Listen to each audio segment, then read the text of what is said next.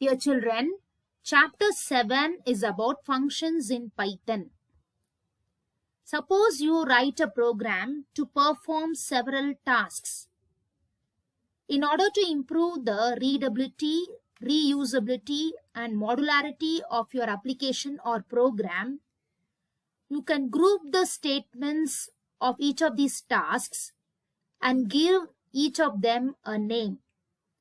These blocks of code are called functions. Therefore, functions are the named blocks of code to perform a specific task. What are the advantages of functions? Functions provide reusability of code. Functions provide modularity for your application. When the functions are defined by the programmer himself, these functions are called user-defined functions. What are user-defined functions? Functions defined by the programmer himself. There are so many functions which are already available in Python. Functions that are inbuilt within Python are called built-in functions. Sometimes the programmer may want to define anonymous or unnamed functions. Functions that are anonymous or unnamed are called lambda functions. One can also define a function that calls itself. Therefore, functions that call themselves are called recursive functions. So there are 4 types of functions in Python: user-defined functions, built-in functions, lambda functions, and recursive functions.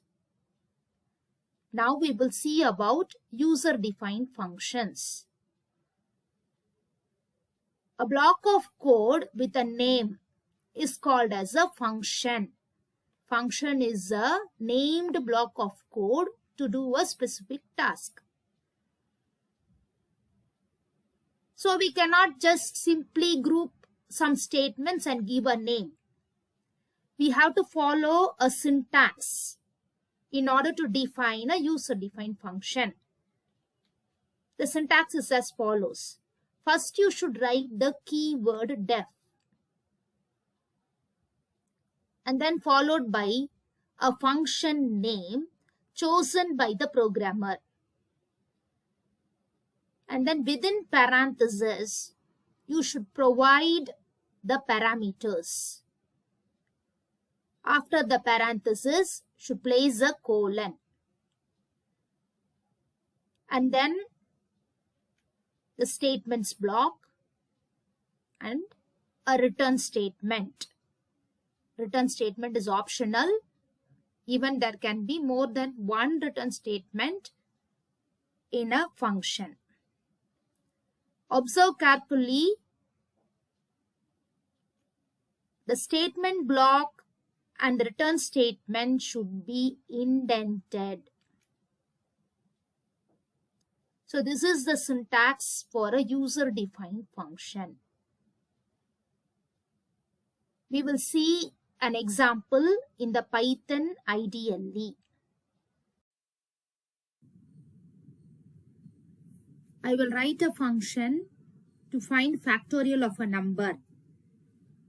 A user-defined function must begin with the keyword def space function name. Here I will take fact as the function name. Within parentheses, you have to give the parameters. N is the parameter because I want this function to calculate the factorial of n.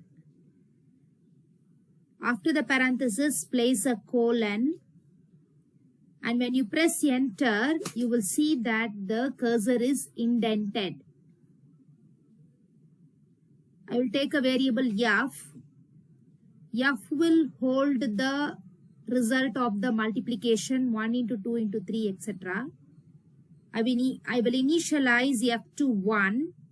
F is equal to 1 for I in range. So I have taken a for loop. I want the range function to generate numbers 1 to n. So the start value will be 1. Stop value should be n plus 1. And step value is 1. Colon. And within the for loop, I'm going to do the calculation. F is equal to f into I. Now bring the cursor to the outer indent. I will give the return statement. Return f, because f contains the result of the multiplication 1 into 2 into 3. Now I have written the function, fact function. This part is called as function definition. This function will not execute by itself. I will run and show to you. You will see that nothing has taken place. Nothing happens. If you want your function to execute, you have to invoke that function. Invoke means call that function by giving a function call. Before that, since I want to find the factorial of a number, the variable n, which I'm going to take now, is the unknown quantity. So I have to get input for the variable n. N is equal to int input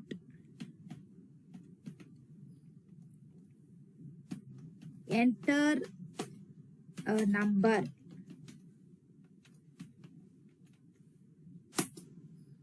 Now I will give the function call. I'm going to give the function call inside a print statement. Print.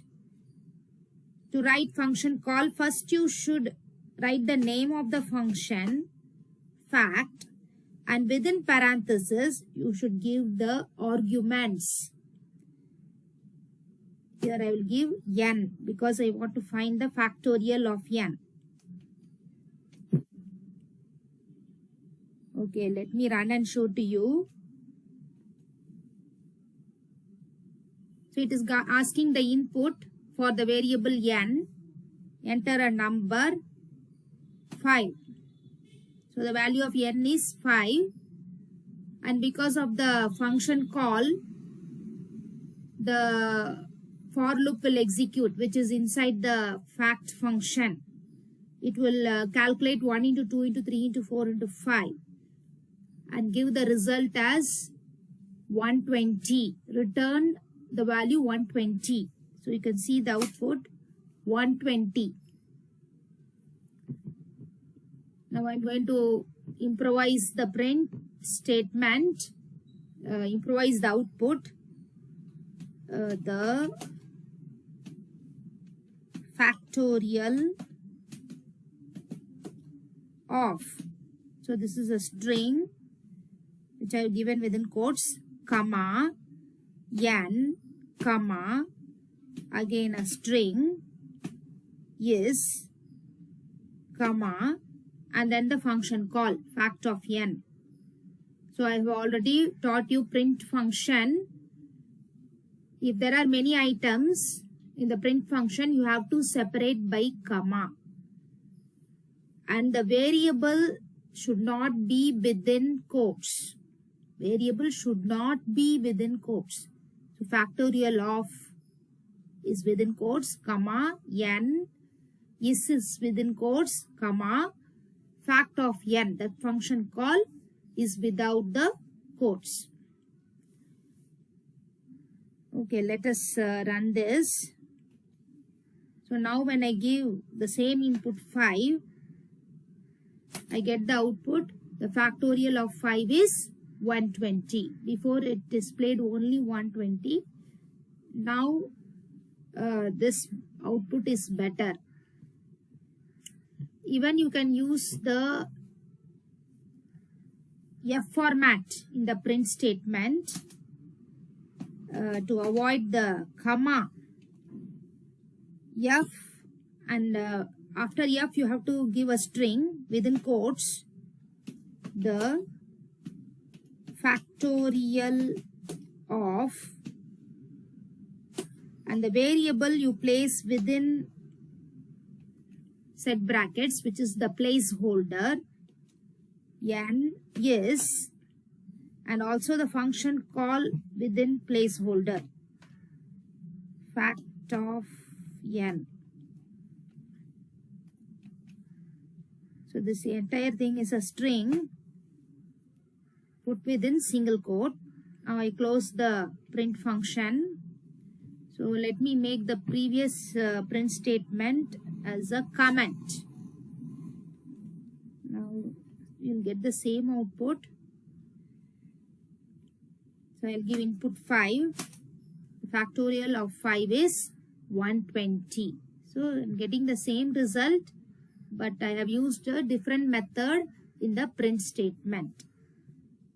So once again we will run and see. For a different number, if I want to find factorial of 6, which means 1 into 2 into 3 into 4 into 5 into 6 is calculated in the function, inside the function. So I will get the answer. The factorial of 6 is 720. So this is how you write a user-defined function. In this example, def is the keyword, fact is the function name, n is the parameter. The first statement, def fact of n colon, is the function header. And within the function, you have the statements block and the return statement, which is the body of the function. The function header and the body of the function together is called as a function definition. In order to execute this function, you have to give a function call in an appropriate place in the program. How to write a function call? You should write the function name, and within parentheses you should write the argument. During function call, the value of the argument is passed to the parameter in the function definition. Then the body of the function is executed, and the return statement returns the value back to the function call. Let us see how the program executes. Even though the function definition is present at the top of the program, it is not executed first. The first statement which executes is the input statement. N is equal to int input, enter a number. So as soon as you run this program, in the ideally, you will see the output enter a number, which is the prompt string in the input function. Suppose I give an input 5. This 5 is accepted by the input function as a string, and the int function converts it into integer and stores it in the variable n. Because the input statement, in the input statement, in the left hand side you have n as a variable, n is equal to. So whatever you give as input is stored in n. Next, the print statement is executed. In the print statement, the factorial of n, the variable n is within placeholder. So here the value 5 will be substituted in the place of n. is fact of n. Here fact of n is the function call. And the value of the argument n is 5. So during function call, what happens? The control passes to the function definition, and at the same time, the value 5 is passed to the parameter n. And the body of the function is executed. So here the for loop executes 5 times, and it performs the calculation 1 into 2 into 3 into 4 into 5 and stores the value in f, which is 120. And the return statement will return the value of f like this. That is, the control will now pass again to the print statement, and at the same time the value 120 is returned by the return statement to the function call. So now the print statement will execute as follows. You can see the output. The factorial of 5 is 120. Here 120 is substituted in the place of the function call. So I think it is clear to you how you should define a function and how this function executes. Thanks for watching.